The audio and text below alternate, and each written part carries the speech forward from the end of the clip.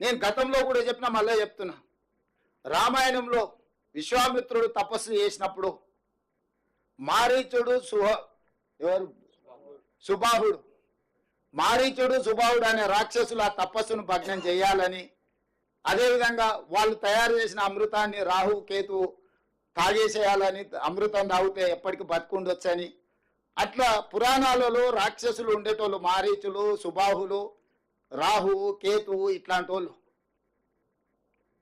వాళ్ళని తయారు చేసి మా ప్రభుత్వానికి ఉసిగొల్పడము మీ పెద్దరికానికి మంచిదా? చంద్రశేఖరరావు గారు, మీరు ఆలోచన చెయ్యండి. మేము మిమ్మల్ని ఏం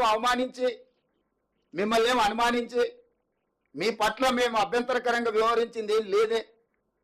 రాష్ట్ర అవతరణ దినోత్సవానికి మా అధికారికంగా మేము ప్రోటోకాల్ మిమ్మల్ని ఇన్వైట్ చేయడానికి వచ్చినాం. రేపు డిసెంబర్ 9 నాడు తెలంగాణ తల్లి విగ్రహావిష్కరణ ఉంది సచివాలయంలో. మా హైదరాబాద్ ఇన్ఛార్జ్ మినిస్టర్ పొన్నం ప్రభాకర్ గారు, ఇతర శాసనసభ్యులు స్వయంగా వెళ్ళి ప్రధాన ప్రతిపక్ష నాయకుని ఆ కార్యక్రమానికి ఆహ్వానిస్తారు. మీరు రాండి. ఇది మనందరం కలిసి చేసుకునే పండగ, మనందరం కలిసికట్టుగా ఉన్నామని కనిపించే పండుగ. తమిళనాడు ఒకసారి చూడండి, ఎన్ని రాజకీయాలు ఉన్నా స్టేట్ ఇష్యూ వస్తే తమిళనాడులో ఉండే 39 మంది ఎంపీలు ఒక్కటై ఢిల్లీ మీద కొట్లాడి ఆ రాష్ట్రానికి రావాల్సిన నిధులు, జల్లికట్టు వాళ్ళ సాంప్రదాయబద్ధమైన ఒక అంశం వచ్చినప్పుడు మూకుమ్మడిగా అందరు ఏకమై నించొని నిలబడి కొట్లాడి తమిళనాడు వాళ్ళకి కావాల్సినవి రాబట్టుకుంటున్నారు. ఆ స్ఫూర్తి తెలంగాణలో ఎందుకు కొరవడుతుంది?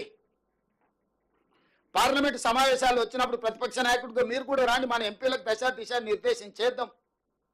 17 మంది లోక్సభ సభ్యులు, 7 మంది రాజ్యసభ సభ్యులు, 24 మంది సభ్యులకు మనం ఒక ఎజెండా ఇచ్చి కేంద్ర ప్రభుత్వంతో రాబట్టుకోవాల్సిన నిధుల కోసం ఒక మంచి సాంప్రదాయాన్ని నెలకొల్పుదాం. చంద్రశేఖరరావు గారు, మీకు మేము నచ్చినా నచ్చకపోయినా, మీరు ఇష్టపడ్డా ఇష్టపడకపోయినా, ఒకవేళ మీకు మనసులో బాధ దుఃఖం ఏదైనా ఉన్నా ప్రజలు ఒక తీర్పు ఇచ్చిండ్రు. ఈ ప్రజాస్వామ్యంలో ప్రజా తీర్పే గొప్పది. నిజాం మాత్రం ఇష్టపడి రాజ్యాన్ని భారత ప్రభుత్వానికి పండిత్ జవహర్లాల్ నెహ్రూ వల్లభాయ్ పటేల్కి అప్పచెప్పిండా? నిజాం ఏమి ఇష్టపడలేదు కదా. ప్రజా తిరుగుబాటు వచ్చినప్పుడు, ప్రజలు స్వేచ్ఛ కోరుకున్నప్పుడు తప్పని పరిస్థితుల్లో తలవొగ్గవలసిన పరిస్థితులు నిజాం ప్రభువుకే తప్పలేదు. ప్రపంచంలోనే ఆగర్భ శ్రీమంతుడు నిజాం, అత్యంత శక్తివంతుడు. అలాంటి నిజామే ప్రజా ఉద్యమం వచ్చినప్పుడు, సాయుధ రైతాంగ పోరాటం జరిగినప్పుడు నిజాం ప్రభువు గారే తల వంచి భారత ప్రభుత్వానికి తన రాజ్యాన్ని అప్పగించిన పరిస్థితి మనం కళ్ళతో చూసినాం. అదేం ఎప్పుడో జరిగింది కాదు.